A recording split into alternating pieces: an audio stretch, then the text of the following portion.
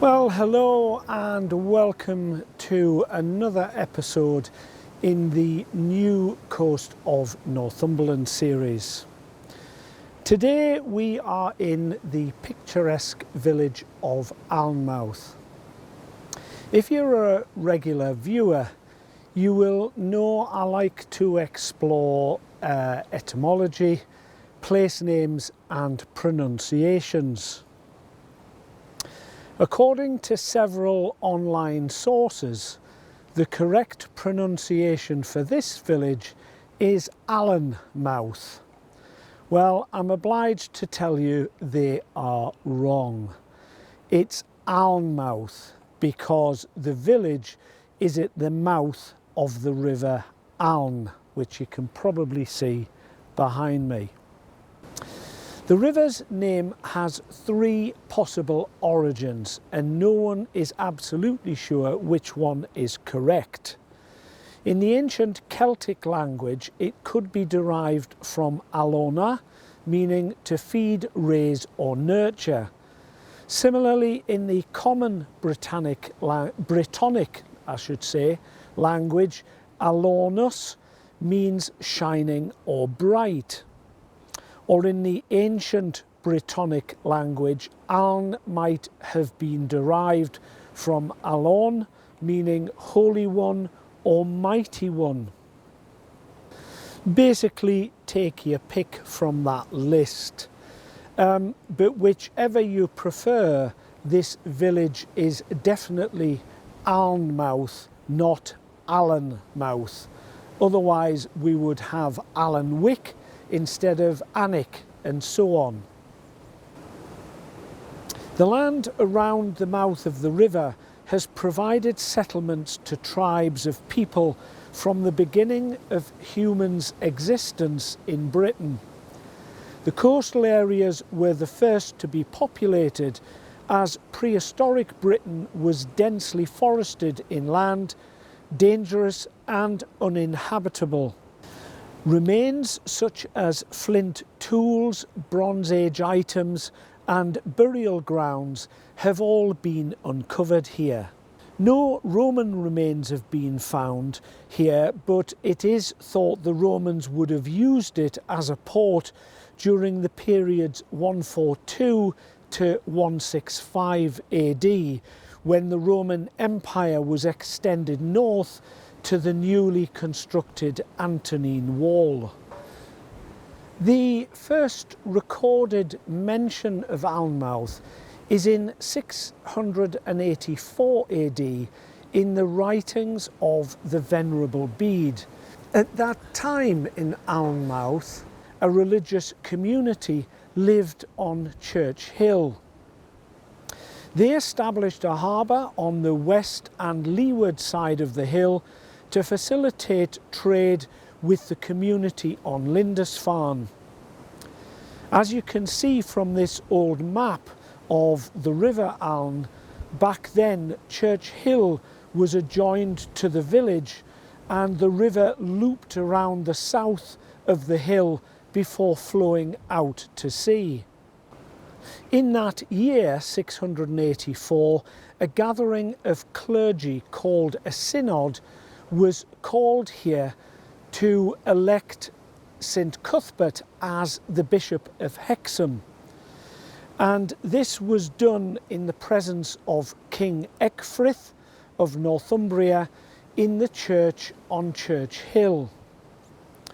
The religious community here prospered until 793 AD, when the Vikings raided Lindisfarne and then went on to destroy any trace of Christians from the neighbouring settlements.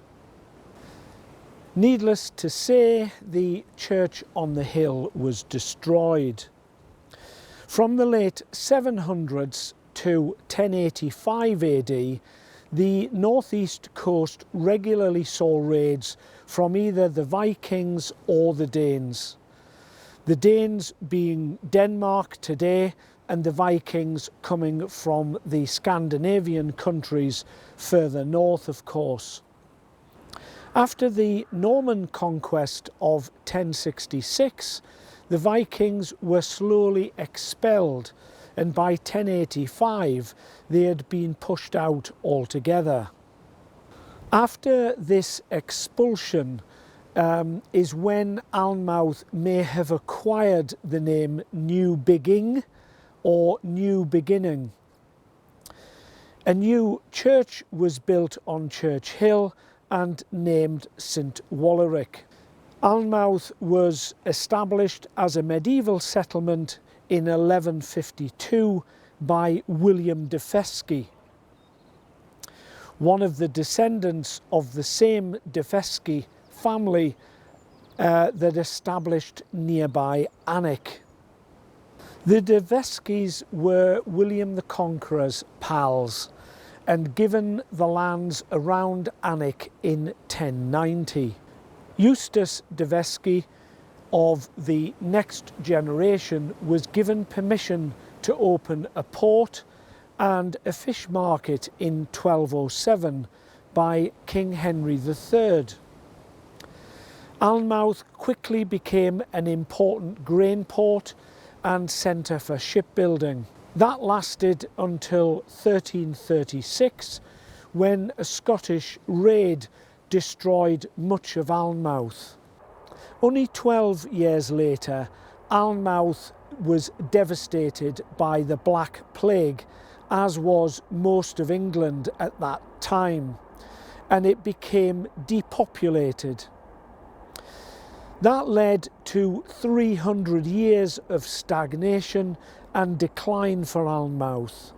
It was hoped that the unification of Scotland with England in 1603 by James VI of Scotland and First of England would bring prosperity. However, it proved to be a turbulent period for both Scotland and England, as they struggled to accept the union after so many centuries of conflict. It was the late 1600s that saw Alnmouth recover and once again become an important grain port. As well as grain, coal, wool, eggs, pork and salmon were also exported to other English ports, but mainly London. Imports were Scottish slate and timber from Scandinavia. Because of improved shipping and transport routes being established with the Americas, Alnmouth also imported guano from Peru. This had been discovered as beneficial as a fertilizer in agricultural practice at that time. Sheds were built to store the guano as far away from the town as possible, as the stench was so bad. Goodness knows how bad it was for the sailors bringing it all the way from Peru.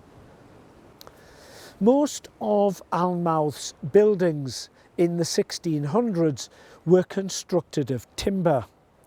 The 1700s saw many of them replaced with stone or brick, and no less than 16 granaries were built to process the grain.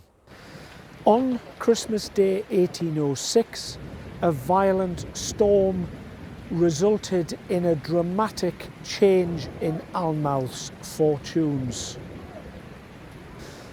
The storm caused the river to burst its banks, and it cut a new direct path to the sea, washing away the church of St Wallerick and several houses.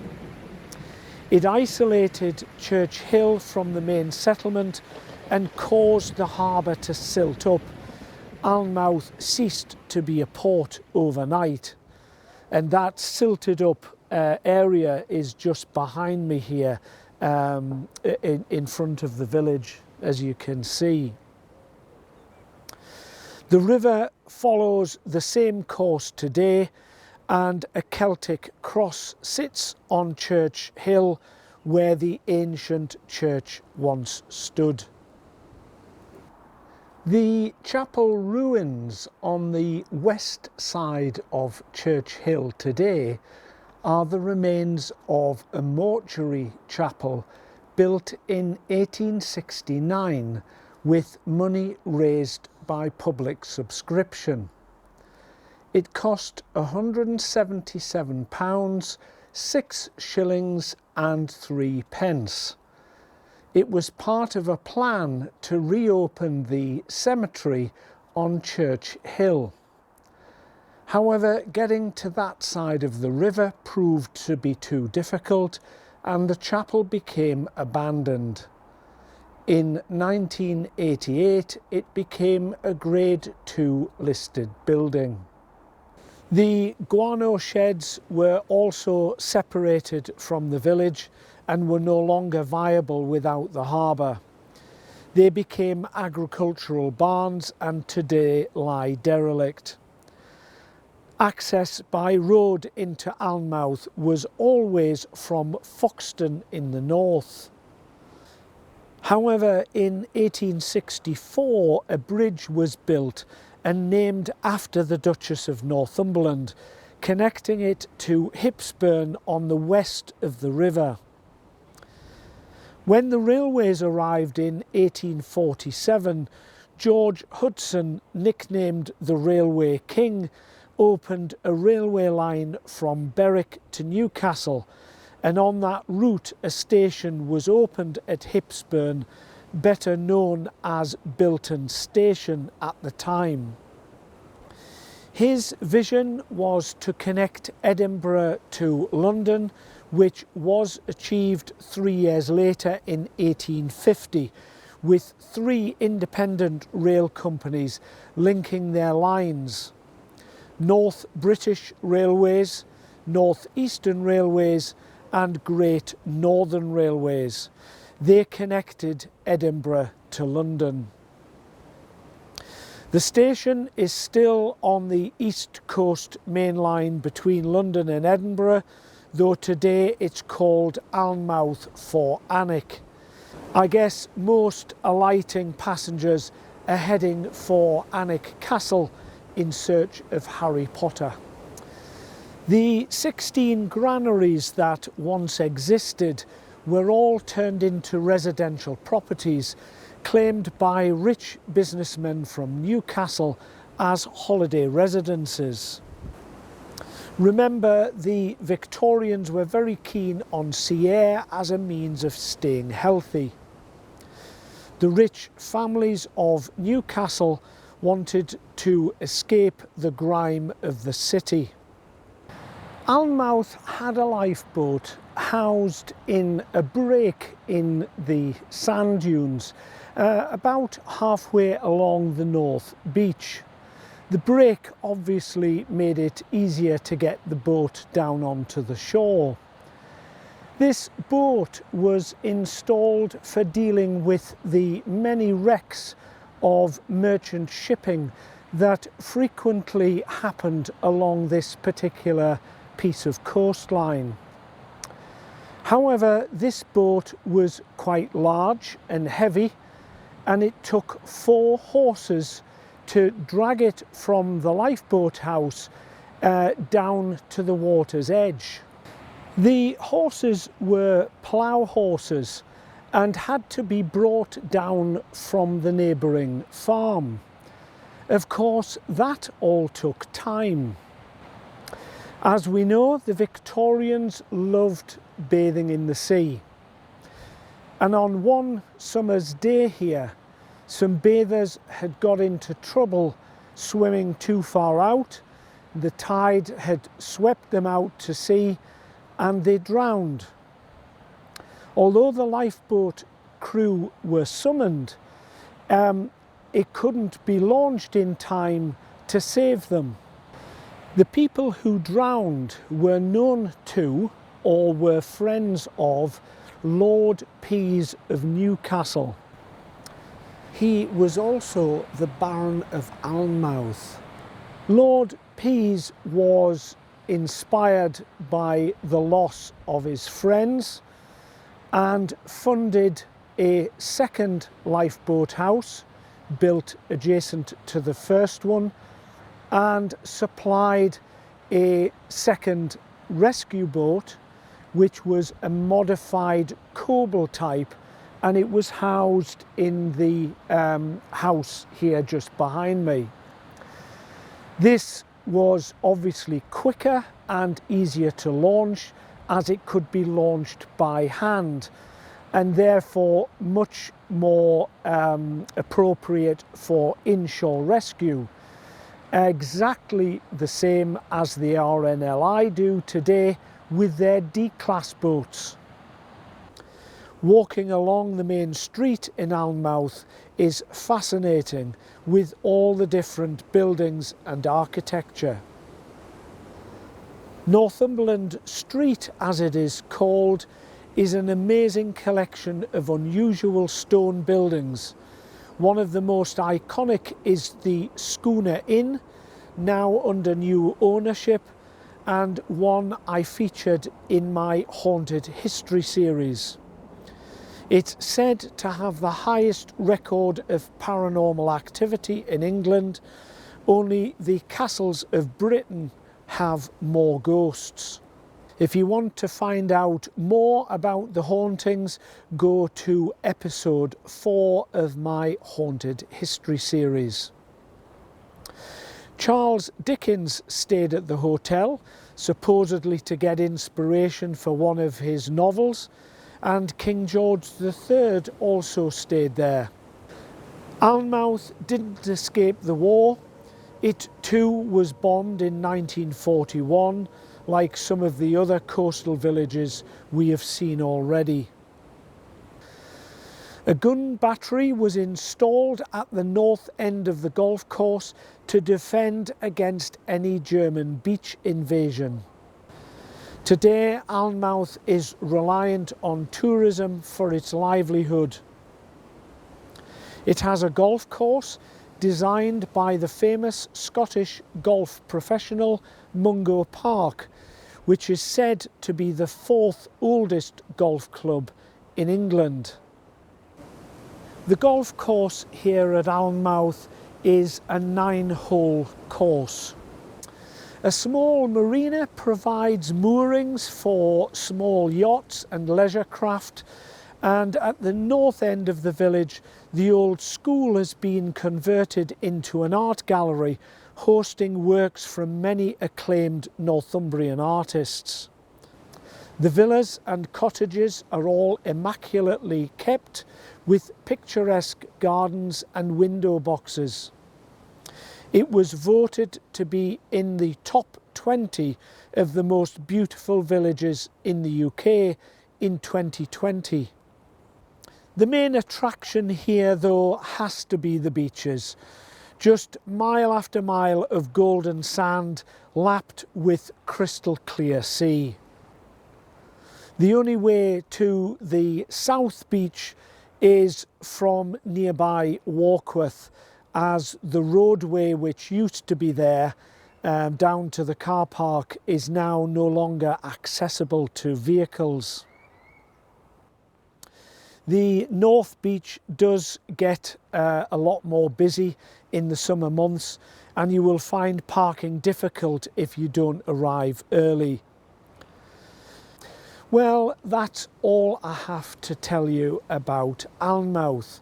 If you need to find out more, then put it on your list of places to visit. Next, I'm off just a little bit further north to a place called Foxton. So, as per usual, I'll leave you with some views of Alnmouth itself, and I'll see you all up there in a few moments.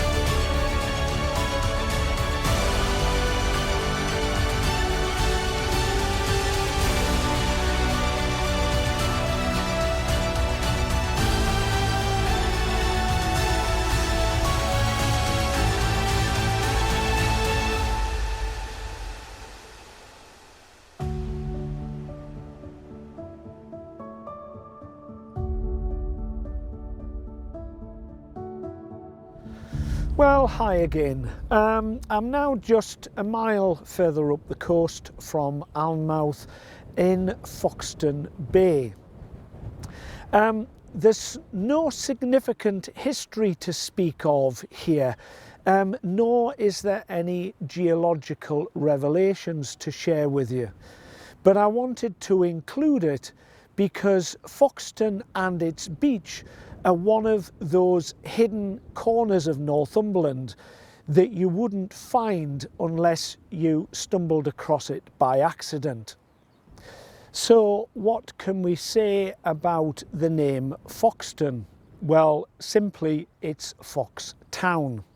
Although it was never a town, it's basically a collection of houses and nothing more. The hall, Foxton Hall, was once the retreat of the Percy family, and it was a seaside retreat for them. For those new to Northumberland, the Percys have been the Dukes of Northumberland since 1309, and the present Duke and his wife reside at Alnmouth Castle, now known worldwide due to the Harry Potter films being partly made there. All the buildings here were part of Foxton Hall, the Duke's residence, as I've just said. However, in 1929, the then Duke, who was the captain of the 9-hole golf club in Alnmouth village, gave this and the land around for a new 18-hole course. The main hall forms the clubhouse, retaining all the character the Duke installed, with additional lounges and bars to give an exceptional experience for any golfer. A dozen or so rather splendid detached properties line Foxton Drive, the road leading to the hall, and these are all private residences. Alnmouth, 1 mile to the south, provides the nearest amenities. Because the golf course is private land and belonging to the Duke, the beach here gets very few visitors. The bay forms a nice cove, terminated by Seaton Point Headland to the north, which you can probably see just behind me, and the Northumberland Coastal Path comes through here as well. 3 caravan parks share the headland, so plenty of holiday accommodation there.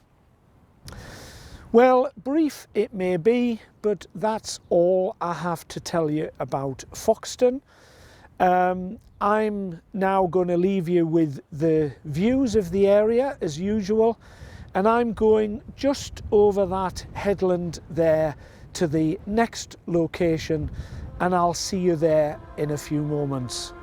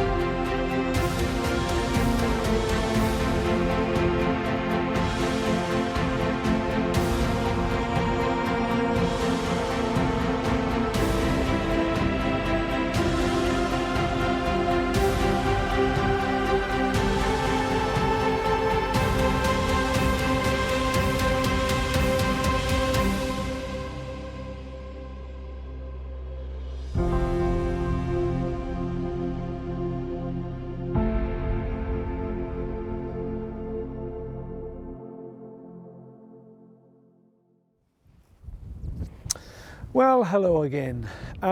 We're just a couple of miles further north in a small coastal village called Boulmer.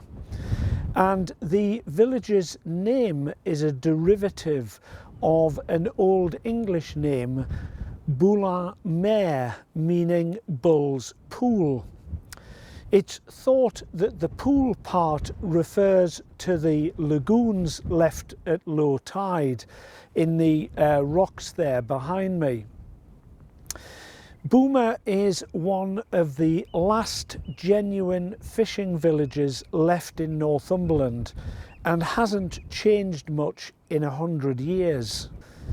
The traditional cobble boats that are still here land at the water's edge and have to be hauled up the beach to their moorings. Some of the fishermen though have trawler type boats, and they are either anchored in the harbour, which is just over there, or in Craster, which is just a little bit further north, for easier launching. The catch is sea salmon from June to August, and the rest of the year mostly crabs and lobsters. During the 17 and 1800s, Boulmer had another industry, smuggling. The fishing boat inn, and I'm just below the fishing boat inn, it's just above me here, was the headquarters of the illegal activity. Pirates from as far away as the northeast coast of Scotland right down to North Yorkshire would rendezvous here to trade their ill-gotten gains and exchange contraband. Items such as spirits, tobacco, salt, tea, coffee and chocolate. Why here, you might ask? Well, it's pretty much off the beaten track. Most of the shipping would have gone past to more important places, and it's even today it's not that easy to get to and find. So I guess it was an ideal location.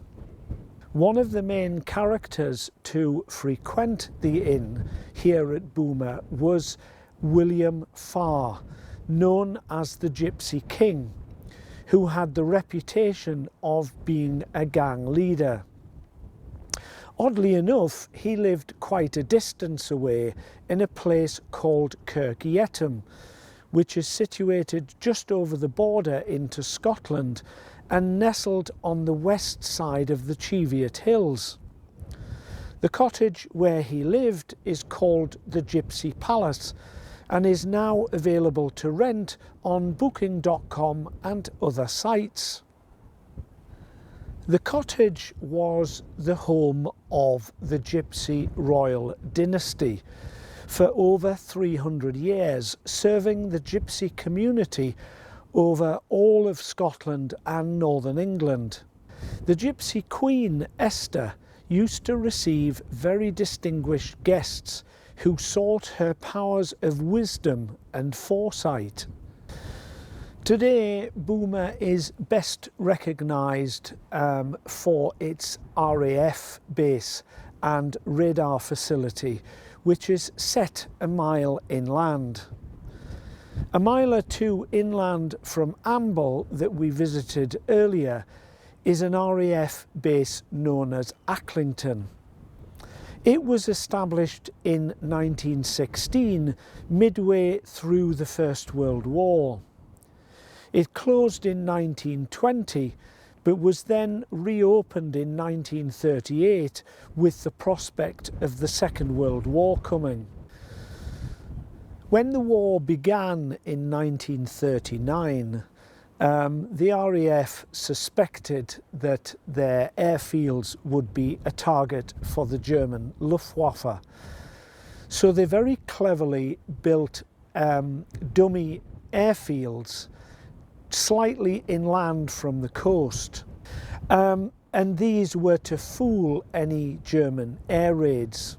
The dummy airfield had fake wooden Spitfires and empty wooden buildings to look like an operational airfield. This effort was to divert any reconnaissance attention away from Acklington, which of course was the real airfield, and then any subsequent attacks that may happen. Full-time staff actually moved the dummy planes around and lit operational lights at night to embellish the decoy as an operational airfield. The decoy tactics worked as they attracted Luftwaffe attention on more than one occasion, saving Acklington from real attack. When the Luftwaffe was defeated after the Battle of Britain in 1940, the risk of air attacks diminished. The land was purchased by the Air Ministry in 1942 for the construction of a real aerodrome.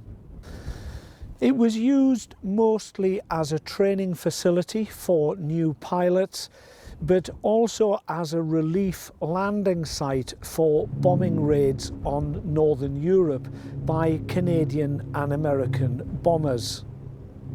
After the war in Europe ended, RAF Boulmer was mothballed for 8 years until 1953, when it was reopened as an early warning radar station, and that was in response to the onset of the Cold War with Russia. Do you ever get that notion that history might be about to repeat itself? For obvious reasons, I'm not going to mention its present-day use, apart from to say that it used to house 2 Sea King Air Sea Rescue helicopters up until 2015.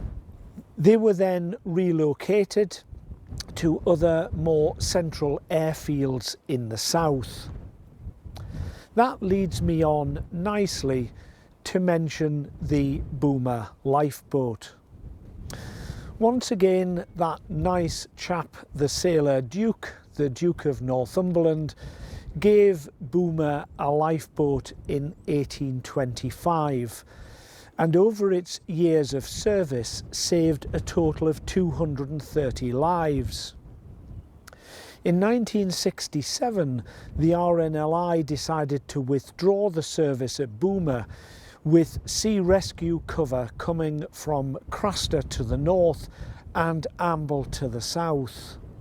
In that same year, 1967, Boulmer funded its own independent rescue boat, manned by volunteers, so the tradition of saving lives could continue. At the north end of Boulmer Beach is an area of rocks exposed at low tide known as Boulmer Steel. Evidence of violent earth movements can be seen, showing a dramatic change in the natural sedimentary rocks. The reason for this I will elaborate on when we reach Howick, which is just a little bit further north. In 2004, Boulmer was the location for the ITV series Distant Shores, with many outdoor scenes shot here, as well as the cottage interiors. Today, Boulmer is popular with windsurfers. The rocky headlands provide great locations for sea anglers, and the fishing boat inn provides excellent food and drink.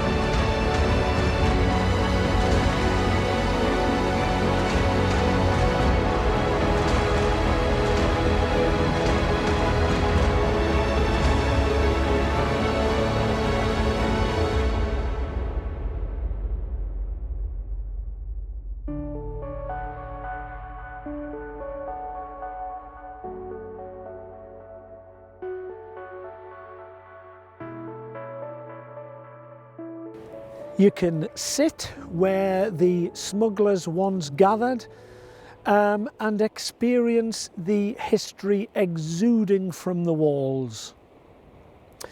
Well, that's all for this episode.